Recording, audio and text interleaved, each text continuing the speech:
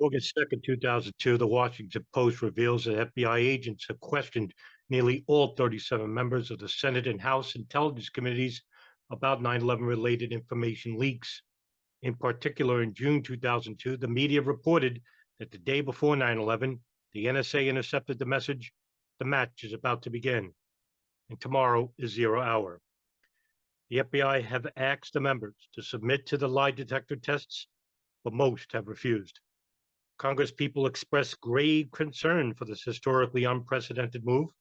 A law professor will state under anonymous circumstances to the Washington Post, quote, "Now the FBI can open dossiers on every member and staffer and develop full information on them.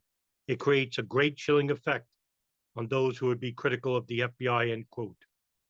Senator John McCain suggested that the constitutional separation of powers was being violated in spirit, if not in the letter.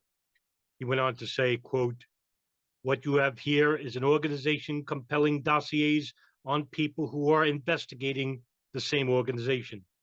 The administration bitterly complains about some leaks out of a committee, but meanwhile leaks about secret war plans for fighting a war against Saddam Hussein. What's that about? There's a bit of a contradiction here, if not a double standard," end quote.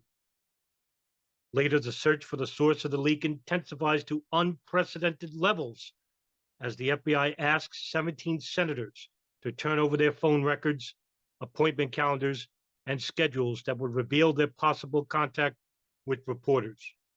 Most, if not all, turn over their records, even as some complain that the request breaches the separation of powers between the executive and legislative branches.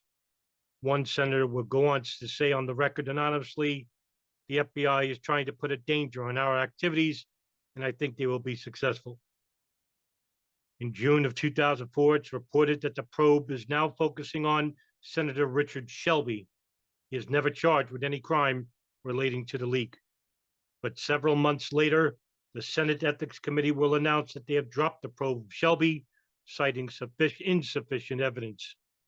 Inquiry co-chair Bob Graham will write in a book in late 2004 that at the same time he guessed the leak was intended to sabotage the inquiry's efforts. He also went on to say that he was not by nature a conspiracy theorist, but the facts that we were hit with this disclosure at the moment we began to make things uncomfortable for the Bush administration stuck with me. Over a year later, Bob Graham would ask inquiry co-chair Congressman Goss whether he thought he had been set up. Nodding in reply, "I often wonder that myself."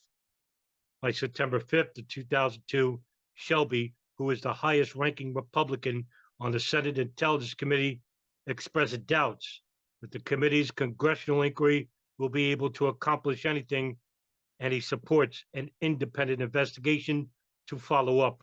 He went on to say to the Washington Post and New York Times, dated September 12th, 2002, that time is not on our side. "You know, we were told that there would be cooperation in this investigation, and I question that. I think that most of the information that our staff has been able to get is real meaningful, but I had to extract it piece by piece. I think there are some more bombs out there. I know that," end quote.